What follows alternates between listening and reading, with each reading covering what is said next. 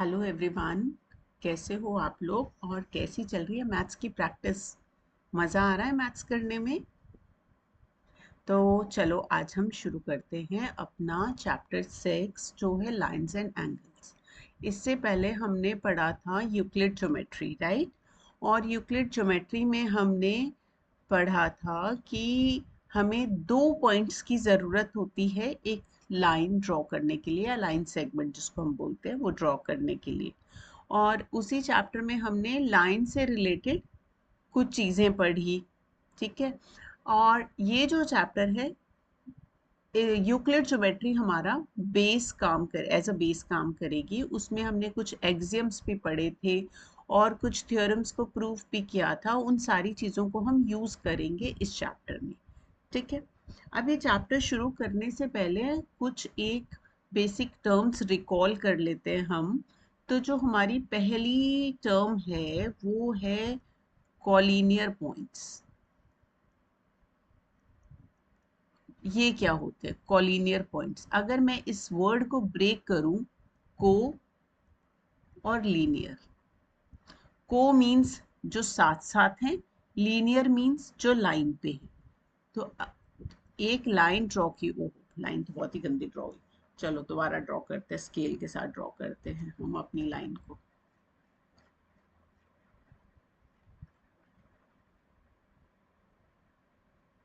ये हो गया हमारा स्केल। और हम अपने जूम को सेट कर लेते हैं, ठीक है?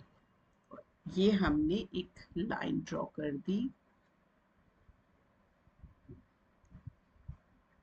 और इस लाइन पे सपोज मैंने पॉइंट बनाई P, यहाँ पे पॉइंट लिया Q, यहाँ लिया R, यहाँ ले लिया मैंने S।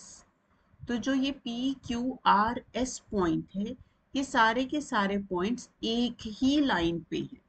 तो हम कहेंगे P Q R S R, commas लगा दो क्योंकि हम पॉइंट्स की बात कर रहे हैं।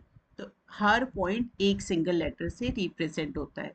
अगर मैं यहाँ कॉमा नहीं लगाऊंगी, चारों लेटर साथ में लिख दूंगी, इसका मतलब है मैं four cornered shape, that is a polygon, उसकी बात कर रही हूँ। पॉलीगन या क्वाड्रिलेटरल, फोर कॉर्नर होती है आपके क्वाड्रिलेटरल।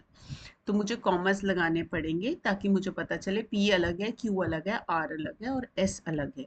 ये चारों एक साथ मिलके कुछ नहीं बना रहे। तो P Q R S R collinear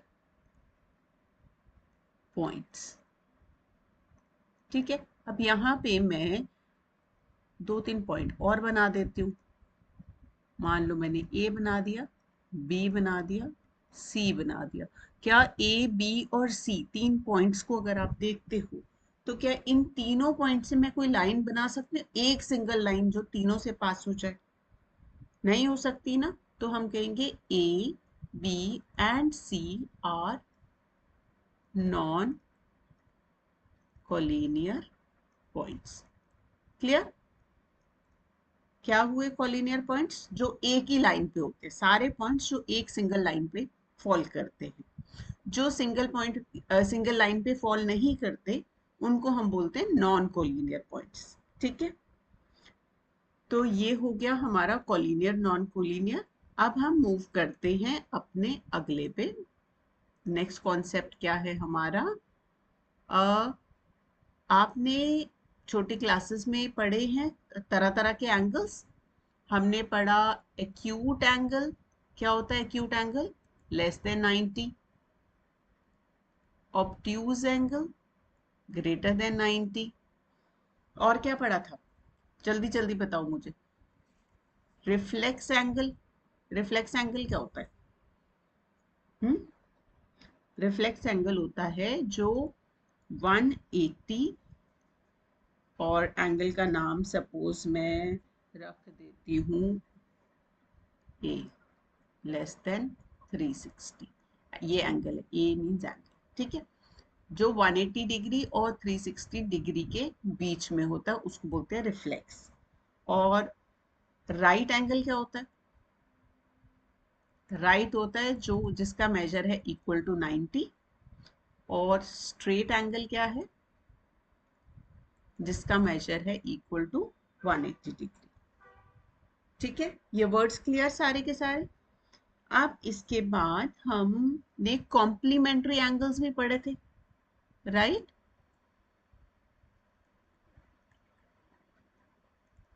complementary angles, complementary angles क्या होते हैं? कॉम्प्लीमेंट्री एंगल्स ऐसे दो एंगल्स हैं, ठीक है, मान लो ये एंगल 1 है और ये एंगल 2 है,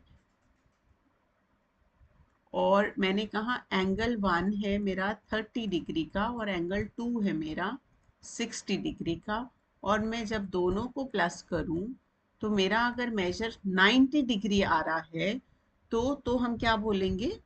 अगर मेजर 90 डिग्री आया क्या बोलेंगे? तो दोनों ही एंगल्स हमारे कॉम्प्लीमेंट्री एंगल्स हैं। क्लियर हो गया? Complementary angles, complementary angles are the angles whose sum is 90 degree. Complementary, ठीक है। अब है हमारा सप्लीमेंट्री एंगल्स, क्या होते हैं? जल्दी बताओ, याद आ गया?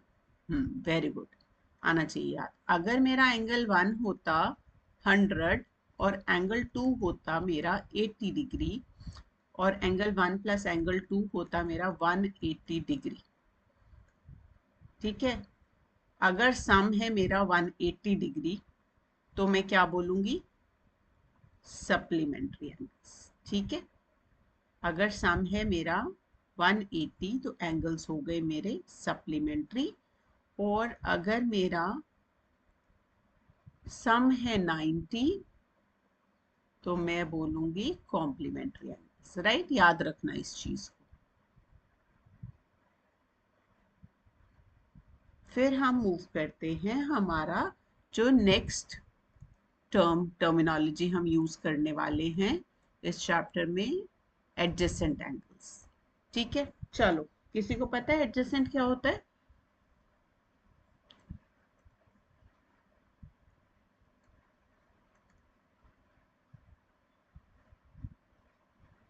एडजेसेंट एंगल्स, एडजेसेंट एंगल्स क्या होते हैं हमारे? एडजेसेंट एंगल का मतलब है, एंगल्स लिख रही हूँ ना, जहां भी मैं एंगल्स एस लगा रही हूँ, एस, तो आपको याद रखना है एक से ज्यादा एंगल की बात हो रही है। एडजेसेंट एंगल ऐसे दो एंगल्स हैं, समझ लो जैसे आपके घर के आसपास आपके पड़ोसी का घर है और एक कॉमन दीवार है, ठीक है। आपका घर दीवार के राइट साइड है और पड़ोसी का घर दीवार के लेफ्ट साइड है, समझ गए? तो ऐसा ही कुछ रिलेशनशिप होता है हमारा एडजेसेंट एंगल्स में, कि एक एंगल बन गया मेरा यहां, ठीक है। ये है हमारी कॉमन दीवार, क्या है ये? मेरी कॉमन दीवार, इसको हम बोलेंगे कॉमन आर्म, ठीक है। और इस तरफ को, इस दीवार की इस तरफ है, इस एरिया में है मेरा घर, और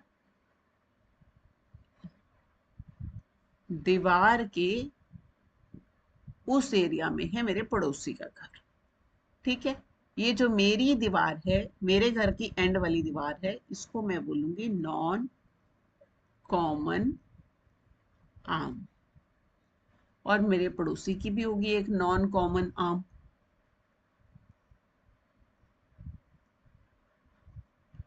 क्लियर? तो एडजेसेंट एंगल्स आप तभी बोलोगे जब आपकी जो नॉन कॉमन आर्म्स हैं वो कॉमन आर्म के एक लेफ्ट साइड हो, एक राइट साइड हो, ओके, तब हम उन एंगल्स को एडजेसेंट एंगल्स कहेंगे। चलो हम नेमिंग करते हैं और थोड़ा सा और समझते हैं इस चीज को। ए बोला इस पॉइंट को, इसको बी, और यहाँ पे मैंने एक पॉइंट सी ले लिया, लेट्स से यहाँ पे मैंने डी ले लिया, ठीक है। तो मेरे पास एंगल क्या बना? एक तो ए बी सी, ये बड़ा एंगल बन गया, एंगल ए बी सी। और एंगल क्या बन रहा है? A B D. और एंगल क्या बन रहा है? D B C. तीन ही एंगल बन रहे हैं ना यहाँ पे, एक दो और एक ये पूरा। ओके, अब इसमें से हमारे एडजेसेंट कौन से,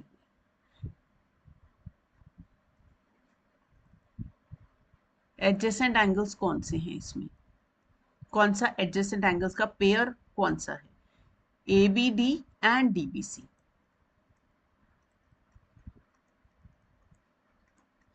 अब नॉन एडजेसेंट कौन से हैं, नॉन एडजेसेंट मैंने लिया A B C and D B C. अब देखो ये नॉन एडजेसेंट क्यों है, क्योंकि ए बी सी है बड़ा वाला एंगल, डी बी सी है छोटा वाला एंगल। ठीक है, अब ए बी सी और डी बी सी में जो कॉमन आर्म आ रही है आपकी बी सी आ रही है। ठीक है, बी सी दोनों के बीच में आ रही है ना ये वाली। अब बीसी के ऊपर ही या बीसी के लेफ्ट में ही एबीसी बना है, बीसी के लेफ्ट में ही डीबीसी बना है, तो ये हो गया हमारा नॉन एडजेसेंट, क्योंकि हमने कहा एडजेसेंट में कॉमन के एक लेफ्ट में एक राइट में होना चाहिए, पर यहाँ कॉमन के दोनों ही एंगल लेफ्ट में जा रहे हैं। और दूसरा नॉन एडजेसेंट क्या हुआ, A B C and A B D. अब कॉमन आर्म कौन सी है हमारी, ए बी, और ए बी आर्म के ये एंगल भी राइट में और बड़ा वाला भी राइट में, दोनों ही इसके एक ही साइड पे जा रहे हैं। ठीक है, एक को एक साइड जाना है, दूसरे को दूसरी साइड जाना है, तो इसलिए ये दोनों हो गए नॉन एडजेसेंट। ठीक है, अब हम आगे और चलते हैं। एडजेसेंट एंगल का ही एक अगला कॉन्सेप्ट है इससे रिलेटेड ही हमारा, वो है लीनियर पेयर। ठीक है, लीनियर पेयर पता है क्या होता है, चलो जल्दी जल्दी हाथ खड़ा करो किसको पता है लीनियर पेयर।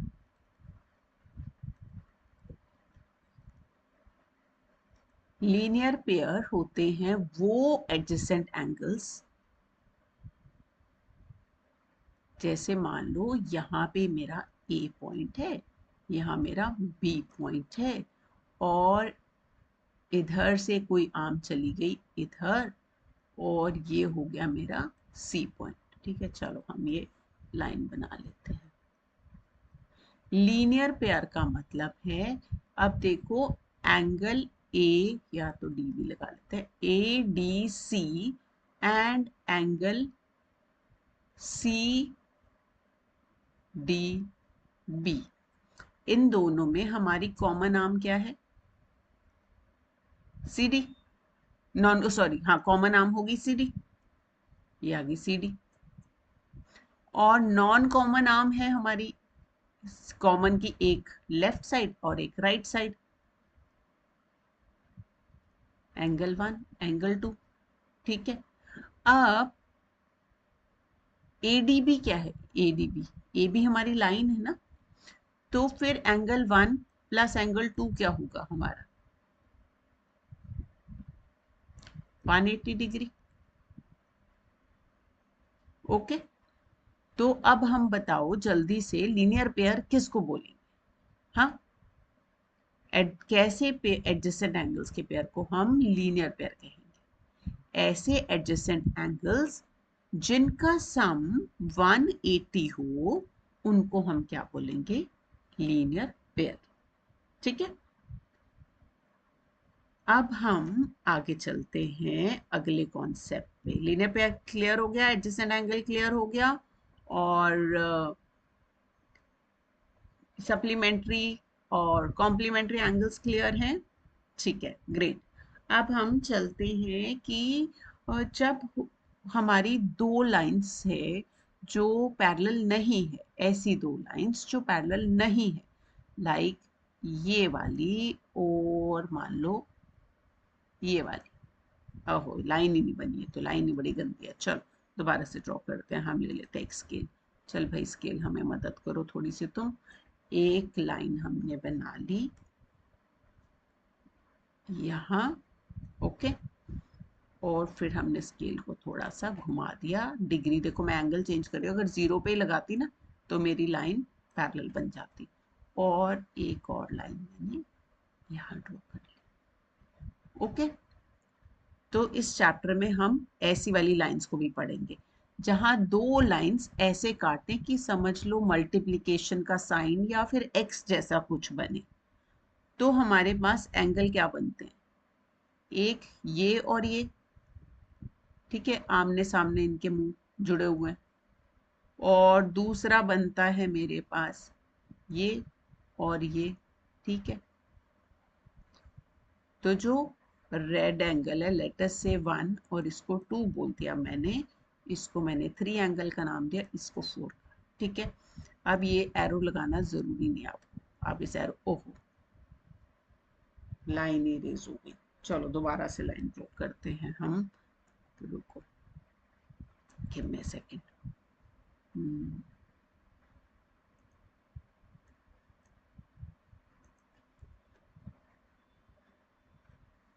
एक लाइन बन गई और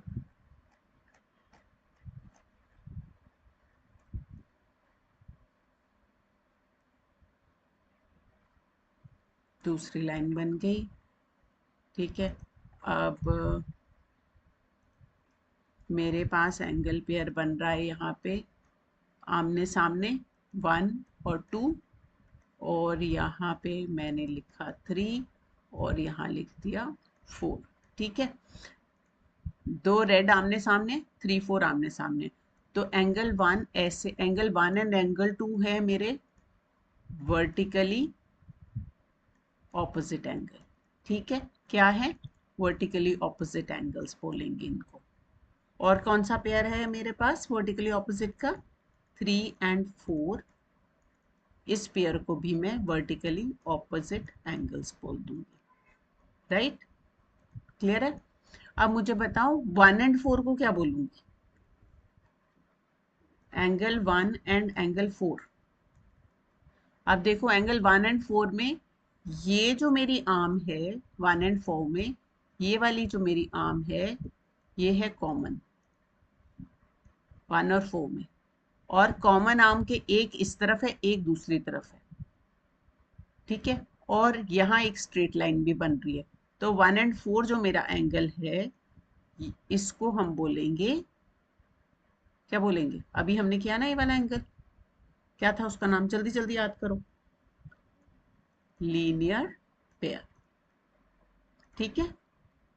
ऐसे ही 2 एंड 4 भी क्या है मेरा, लीनियर पेयर। और 2 एंड 3 ये भी मेरा क्या है, लीनियर पेयर। 1 एंड 3 क्या है मेरा, लीनियर पेयर, क्लियर। 1 3 ये कॉमन, 1 इस तरफ 3 इस तरफ, 1 और 3 linear pair, 2 3 linear pair, straight line बनती है ना इन दोनों को सम करके, 2 4 को भी सम कर दो, ये straight line 1 4 linear pair, okay. तो अब हम मूव करते हैं हमारे नेक्स्ट कॉन्सेप्ट।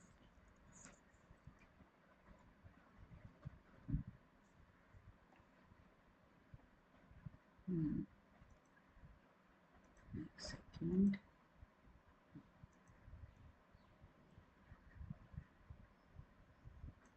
फिर इसके बाद आता है हमारे पास इंटरसेक्टिंग लाइन, सबको पता है क्या होती है, चलो चैप्टर कर रहे हैं तो इसको लिख भी लेते हैं। इंटरसेक्टिंग लाइंस, इंटरसेक्टिंग लाइंस ऐसी हो गई कि जो एक दूसरे को कट करती है, चाहे वो ऐसे कट करे, चाहे ऐसे कट करे, चाहे वो ऐसे कट करे, कैसे भी दोनों लाइंस किसी एक पॉइंट पे कट कर रही हैं, इसको बोलते हैं हम इंटरसेक्टिंग लाइंस। और नॉन इंटरसेक्टिंग लाइन क्या होंगी, जो कट नहीं करती, और जो कट नहीं करती वो लाइंस को हम क्या बोलते हैं, पैरेलल लाइंस। हमें पता है ना कि पैरेलल लाइंस क्या होती हैं, जैसे हमारी ट्रेन का ट्रैक, छोटी क्लासेस में हम यही एग्जांपल करते हैं ना, या एक रिवर के दो साइड्स, ये लाइंस हमारी होती हैं पैरेलल लाइंस। अच्छा एक चीज और मैं आपको बताना चाहती हूँ यहाँ पे, जैसे हमने पिछले चैप्टर में पढ़ा था कि हम लाइन सेगमेंट के लिए ऐसे डिनोट करते हैं, सपोज ये ए बी है, और अगर ए बी लाइन होती हमारी, ये है मेरा लाइन सेगमेंट, राइट, मान लिया मैंने ए बी, और अगर मेरा इसका एंड पॉइंट तो रे जैसा बन गया, ये बन गई ए बी लाइन सेगमेंट, और अगर मेरे पास ए बी रे होती, ए यहाँ और बी, ए से स्टार्ट हो रही है बी की तरफ जा रही है, तो इसको डिनोट मैं ऐसे करती हूँ, और यहाँ अगर ए बी पूरी लाइन ही होती, दोनों तरफ एक्सटेंड हो सकती, तो मैं इसको लिखती ए बी और इसके ऊपर लाइन का सिंबल, राइट। तो लाइन सेगमेंट के लिए ये सिंबल यूज करते हैं, रे के लिए हम ये एरो यूज करते हैं, और लाइन के लिए हम डबल साइडेड एरो यूज करते हैं। बट इस चैप्टर में हम इन तीनों को ही ए बी लिखेंगे। अगर लाइन सेगमेंट होगा तो हम लिख देंगे लाइन सेगमेंट, अगर रे होगा तो रे ए बी लिखेंगे, अगर लाइन ए बी होगी तो लाइन ए बी लिखेंगे। इस ए बी के ऊपर हम कोई सिंबल नहीं लगाते और हम ऐसे लिख देते हैं। बट अगर आप सिंबल लगाना भी चाहो तो गलत नहीं है, बट जनरली हम इस चैप्टर में इस तरह से इसको मेंशन कर देते हैं। और एक चीज और इसमें आपको मुझे बतानी है कि जैसे लाइन है, ठीक है, लाइन को हमने डिनोट किया लाइन पे कोई भी दो पॉइंट लेके, अगर लाइन पे एक से दो से ज्यादा पॉइंट है, हमें तो ऑलरेडी पढ़ा है यूक्लिड ज्योमेट्री में कि एक लाइन पे बहुत सारे पॉइंट्स होते हैं, और उन बहुत सारे पॉइंट्स में से हम कोई भी दो पॉइंट्स को लेके लाइन को डिनोट कर सकते हैं। जैसे ये है ना, ऐसे बहुत मल्टीपल पॉइंट्स को कनेक्ट करके हमारी लाइन बनती है। इनमें से किसी भी दो के हम नाम रखते हैं अपनी मर्जी से, और उससे हम लाइन को डिनोट करते हैं। और आपने पढ़ा था जो पॉइंट होता है उसको कैपिटल लेटर से डिनोट करते हैं। पर इस चैप्टर में आप एक चीज और नोटिस करोगे, कभी कभी लाइंस को वन सिंगल स्मॉल लेटर से भी डिनोट कर लेते हैं। तो इसको मैं लिखूंगी लाइन एल, ऐसे ही यहाँ पे एम अगर लिखा है तो मैं बात कर रही हूँ लाइन एम की, ठीक है। तो जो लाइन है उसको हम दो लेटर या दो पॉइंट्स के साथ भी डिनोट कर सकते हैं, और वन सिंगल स्मॉल लेटर से भी कर सकते हैं। याद रखना, या तो दो कैपिटल लेटर्स या वन सिंगल स्मॉल लेटर। तो क्वेश्चन को देख के ही, अगर फिगर ड्रॉ की है और फिगर में स्मॉल लेटर्स में दिया है तो आप फिगर के स्मॉल लेटर के हिसाब से उसको करेंगे। अगर फिगर में कैपिटल लेटर के दो पॉइंट लेके लाइन रिप्रेजेंट किया है तो आप उसको वैसे करेंगे। और आप अगर फिगर खुद बना रहे हैं तो आपकी चॉइस है, दोनों में से एक कोई भी आप जो पसंद आता है आपको सिस्टम, उसको आप यूज कर सकते हैं। ओके, तो अब हम चलते हैं नेक्स्ट टॉपिक पे। नेक्स्ट टॉपिक है हमारा एग्जाम, ठीक है। दो एग्जाम है इसमें, जो मैंने आपको ऑलरेडी कवर कर भी दिए हैं ऊपर की एक्सप्लेनेशन में, बट यहाँ एग्जाम लिख के मैं एक बार फिर से बता देती हूँ इसको।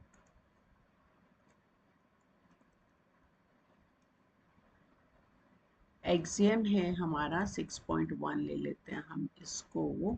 ये क्या कहता है कि if a ray stands on a line, if a रे एक लाइन है हमारे पास, लेट्स से दिस, ठीक है, ए बी। अब मैं डायग्राम बनाऊंगी ना, आपको समझ में आ जाएगा। इफ अ रे, अगर कोई रे सी डी, इफ अ रे स्टैंड, अब ये रे स्टैंड कर रही है इस लाइन पे, ठीक है। If a ray stands on a line, then sum of the two adjacent angles formed in this way is always equal to 180। क्या कहता है, समझ आ गया? ये लीनियर पेयर मैंने समझाया था ना आपको, और एक्सियम 6.2 भी है मेरे पास। अब वो क्या बोलेगा?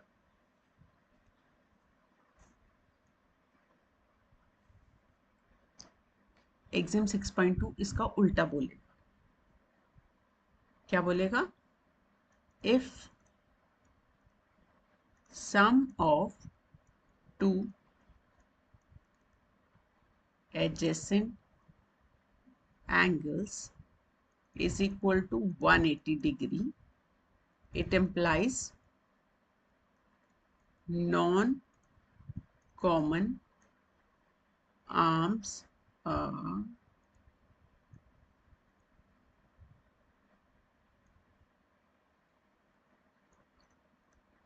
form a line। और 6.1 को अगर मैं वर्ड्स में लिखूं तो मैं कैसे लिखूंगी? If a ray stand on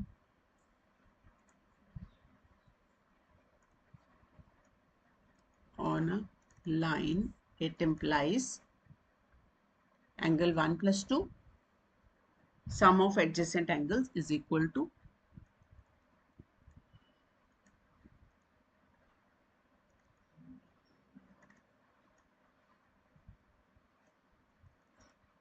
ठीक है।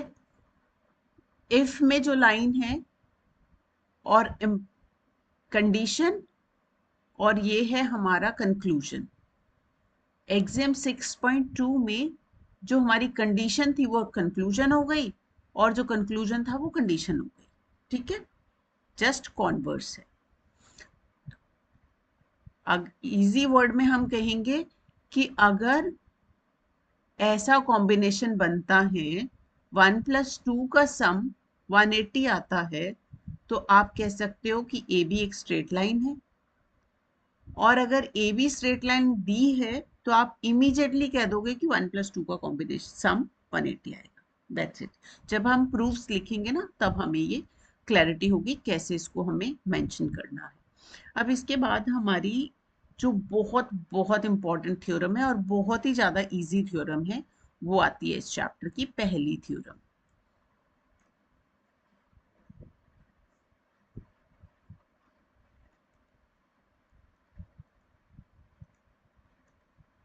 सबसे आसान, बहुत ध्यान से देखना, 2 मिनट का क्वेश्चन है और 2 ही मार्क का क्वेश्चन है और ये आता ही आता है पेपर में। और ये थ्योरम क्या कहती है? If two lines intersect each other, then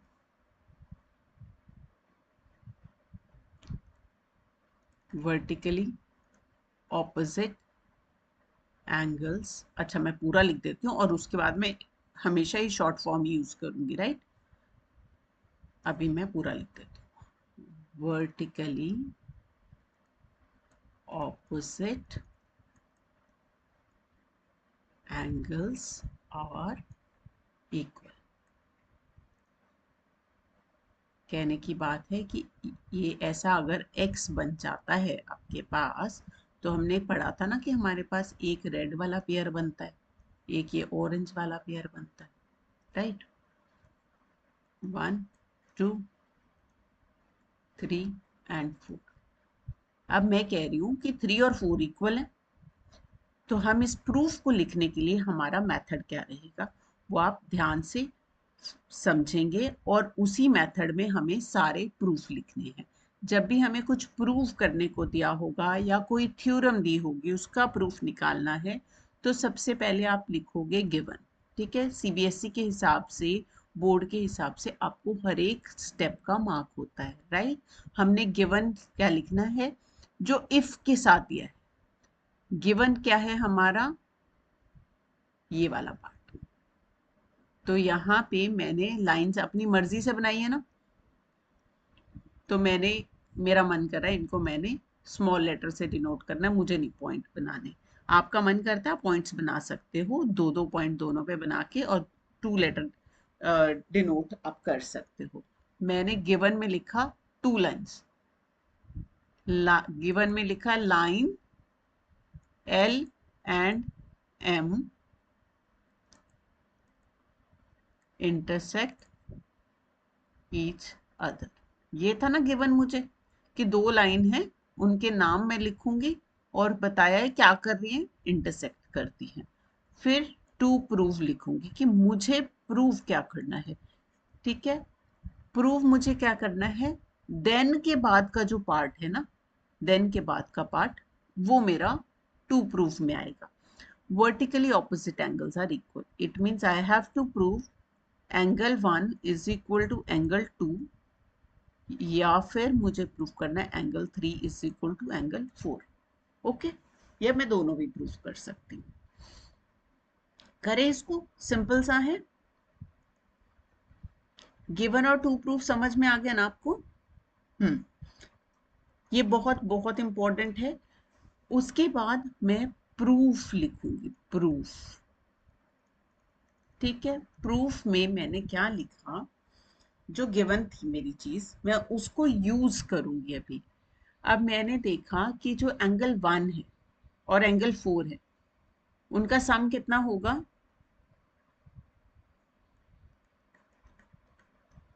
180 degree. और इसका रीजन है जो भी वो मैं यहाँ पे लिखूंगी। आपको इसको लिखने का बेटर वे मैं बताती हूँ। आप यहाँ पे ना इसको क्या करना, इस तरह से स्टेटमेंट नंबर यहाँ पे दो, एक बॉक्स की तरह, टेबल की तरह बनाना, सीरियल नंबर, फिर यहाँ लिखा स्टेटमेंट और यहाँ लिखा रीजन। ठीक है, तो आपको याद रहेगा इससे कि मुझे हर एक स्टेटमेंट का नंबर भी लिखना है और उसका रीजन भी लिखना है। तो मैं इसको इतना यहाँ कर लेती हूँ। ठीक है, थोड़ा सा जूम कम करती हूँ ताकि मुझे ये दिख जाए, डायग्राम भी और ये भी। ओके, अब स्टेटमेंट 1 मैंने लिखी, पहली स्टेटमेंट मैंने स्टेटमेंट 1 लिखी कि angle 1 plus angle 4 is equal to 180 degree. 1 और 4 180 क्यों है, क्योंकि 1 और 4 कौन सा पेयर बना रहे हैं, लीनियर पेयर।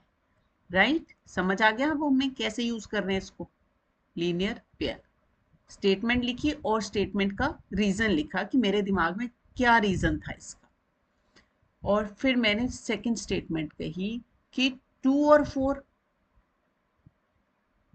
यहां भी वही कॉन्सेप्ट है ना, मेरी नॉन कॉमन आर्म है और इधर एक लाइन है, तो angle 2 plus angle 4 is equal to 180 degree. ये भी एक सेम ही रीजन है, लीनियर पेयर।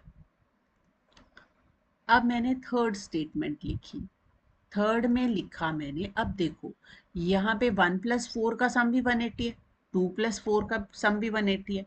तो इसका मतलब हुआ कि ये अगर राइट साइड सेम है तो लेफ्ट साइड भी इक्वल होनी चाहिए। तो मैंने लिखा angle 1 plus 4 must be equal to angle 2 plus 4, क्योंकि इन दोनों का सम 180 है। और इसका रीजन मैंने लिखा फ्रॉम 1 एंड 2। ठीक है, ये सी नहीं है, ये ब्रैकेट है, फ्रॉम 1 एंड 2 की पहली दो स्टेटमेंट से मैंने ये स्टेटमेंट बनाई है। राइट, अब हमने इक्वेशन सॉल्व करनी सीखी है। तो एंगल 4 दोनों तरफ है और दो साइन सेम है, तो एंगल 4 से एंगल 4 कट गया, प्लस एंगल 4 यहाँ है, प्लस एंगल 4 कट गया। तो मेरे पास क्या आया, angle 1 is equal to angle 2। मुझे ये प्रूफ करना था ना, आ गया मेरे पास। तो अब हम एक सेकंड यहाँ लिखेंगे और यहाँ रीजन यहाँ पे लिख देंगे हम। एक सेकंड, एंगल 1 एंड 2 कर लिया मैंने, और इसी तरह अब मैं एंगल 3 और 4 को भी कर सकती हूँ ना। देखो अगर आप ध्यान से, एंगल 3 और 4 के लिए मैं क्या करूंगी, 1 प्लस 3 एंड 2 प्लस 3 कर दूंगी, दोनों को इक्वेट कर दूंगी और फिर 3 3 कैंसिल हो जाएगा, 1 और 2 इक्वल हो जाएगा। ओके, अब मैं एक करके दिखा देती हूँ आपको, बट जनरली आपको क्या करना है, अगर दोनों सेम ही मेथड से हो रहे हैं तो आप एक को प्रूफ करोगे और यहां लिखोगे हैंस प्रूफ्ड, पहले तो पहले वाले को लिख दिया हैंस प्रूफ्ड, और फिर लिखोगे similarly angle 3 is equal to angle 4 और हो गया आपका काम। ठीक है। और अगर आपको सिमिलरली नहीं करना, जैसे मैंने ये वाला पार्ट है, मैं इसमें आपको करके दिखा देती हूँ। तो उसमें क्या होगा हमारा, एक सेकेंड, ये है मेरा 1+3 और 2+3 का कॉम्बिनेशन ले लेते हैं। मैं इसको और छोटा कर देती हूँ ताकि आप इसको देख पाओ डायग्राम को भी, राइट।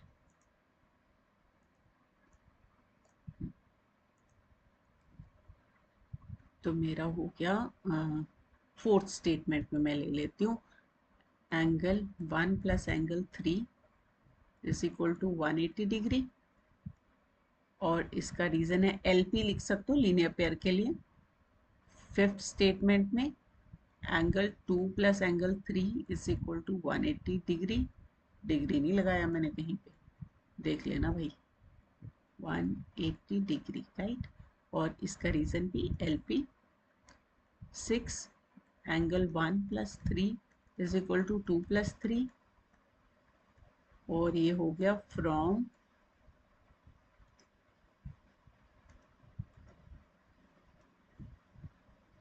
4 एंड 5। फोर्थ और फिफ्थ स्टेटमेंट को यूज करके मैंने ये स्टेटमेंट बना ली। 3 से मेरा 3 कट गया, तो ये गलत हो गया, हमने तो दोनों ही बार 1 एंड 3 को कर लिया। तो मुझे क्या करना था, 3 और 4 को, रुको रुको रुको,